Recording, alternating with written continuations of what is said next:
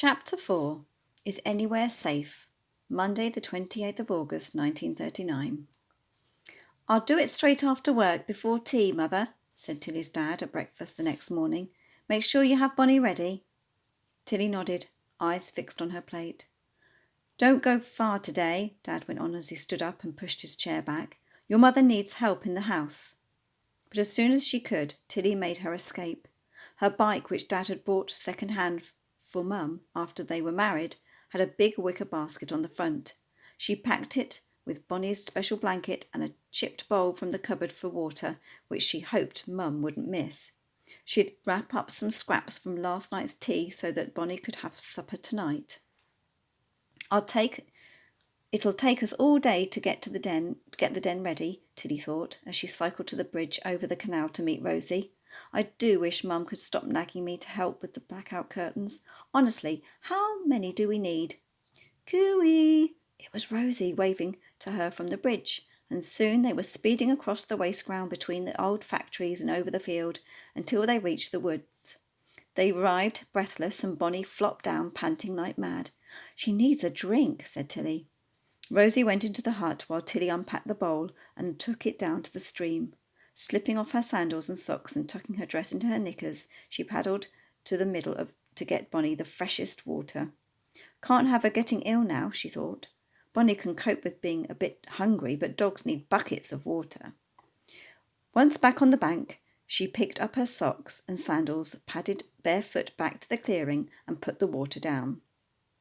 "Have you decided where to put Tinks for the night?" called out Tilly as she went into the hut.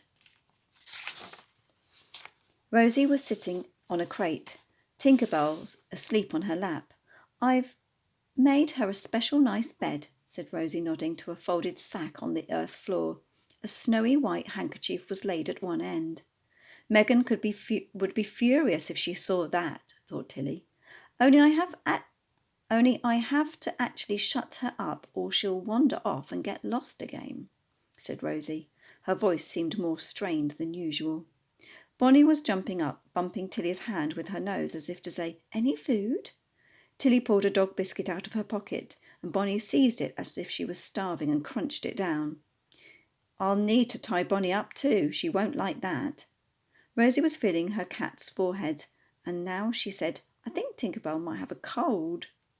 Tilly tossed her hair out of her eyes and looked over at the cat. Her golden fur did look rather limp this morning. "Oh dear," she said. "Has she eaten anything? Feed a cold, starve a fever. That's what Mum always says. I've got half a sardine left over from yesterday. Do you want to hold her while I get some water?" "I'll go. You stay with Tinks." Bonnie followed as Tilly walked back to the stream. Out here in the clear air, with the birds singing and the insects zooming around, all thoughts of war seemed very far away. But Tilly knew from listening to the grown-ups that there was an airstrip a few miles north of their den, and everyone said the Germans would bomb anywhere. Their streets in West London were no safer than the docks over in the East End. Is anywhere safe in a war? Tilly wondered as she climbed back onto the bank with Tinkerbell's water. The little cat seemed to revive and even nibble a bit of the sardine. Rosie kept her tucked under her arm as they worked in the hut, getting everything ready for the night. "I think I'll tie Bonnie up in that corner. It's the least draughty bit," said Tilly. "Good idea," said Rosie. "There's lots of long grass in the clearing you can put down for her bed. I brought her special blanket so that something smells of home." Tilly picked up the broom and bashed away at some new cobwebs which had appeared. Then she picked a huge armful of grass and arranged it in a nice heap. But as soon as she'd finished, Bonnie scampered over and nosed through the mound, scattering it everywhere. "Oh, well," sighed Tilly, "I suppose she's not ready for bed yet." Rosie had turned over the biggest crate, and now she half filled it with grass and laid the sack and handkerchief on top. Then she lowered Tinkerbell carefully down. The cat was asleep again. "I just have to think how to cover it over without blocking all the air," said Rosie. Let's look about outside and see if we can find anything useful." They went round to the back of the hut where all sorts of things had been thrown down. Broken farm tools, a bucket with a huge hole in the bottom, broken planks of wood, and a large jumbled heap of rope and string. "Look," pointed Tilly, her sharp eyes spotting something wiry. She started to pull at the heap. "I think it's chicken wire, but it's stuck." She puffed, pulling hard. Rosie grabbed one corner and they pulled together, but it was no use. They straightened and Tilly wiped her forehead with a corner of her skirt. A muddy streak appeared on the paisley cloth. "Oh, bother," she muttered and rubbed hard, making it much worse. "Right, we have to dig that lot up." "With what?" Tilly thought for a minute, and then she went into the hut and came out with a broken broom. She inserted the handle into the heap under the wire and levered it down hard. "Help me, Rose." Rose added all her strength to the broken stick, and with their hands slippery with sweat, they gave one last heave. "Done it!" cried Tilly as the pile moved away, revealing a tangle of chicken wire. She bent down and grabbed a piece. "This should do it, and we can use some of the string to tie it in place." By the time they had finished, Tinker Bell's cage and Tilly had chosen a strong piece of rope from the heap for Bonnie. They were ready for their sandwiches. They sat in the sunshine in the clearing, and then Tilly said something which had been on her mind all morning. "I do think this is a good idea, but for how long?" "What do you mean?" "Well, Dad says the high school is being evacuated next Tuesday." "What?" Rose's eyes were wide with surprise. "I didn't know that. Megan hasn't said anything yet." The girls stared at each other for a minute, and then Rosie said, "Can't we take our pets? That would solve everything." "Dad says the people looking after us wouldn't want them." "Oh." They sat in silence for a few minutes, and then Tilly said, "So we have to think about what we're going to do with Bonnie and Tinks when we go away." Rosie stared off into the distance and murmured, "There's no point even asking Megan. We have to find a way. Tills, we have to." "I know." But Tilly didn't have a clue where to start. If everyone is going to kill their pets, as Dad said, then who on earth could they ask for help? After lunch, they decided to test out the nighttime arrangements for their pets. Tilly clipped Bonnie's lead onto her collar and pushed a piece of thick rope through the loop at the end of the lead. She'd found a length on the heap, long enough for Bonnie to stand up and walk a few steps, but that was all.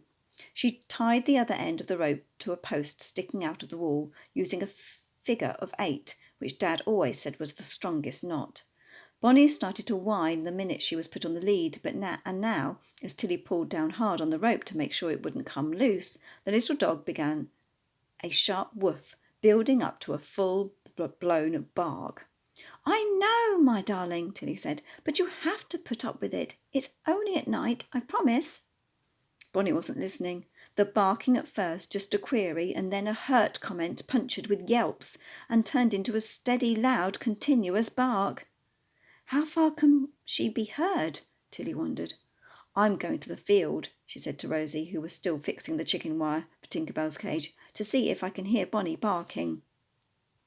Rosie nodded, her tongue curling up the sides of her mouth as she wrestled with the wire. Tilly went outside and pushed through the thicket,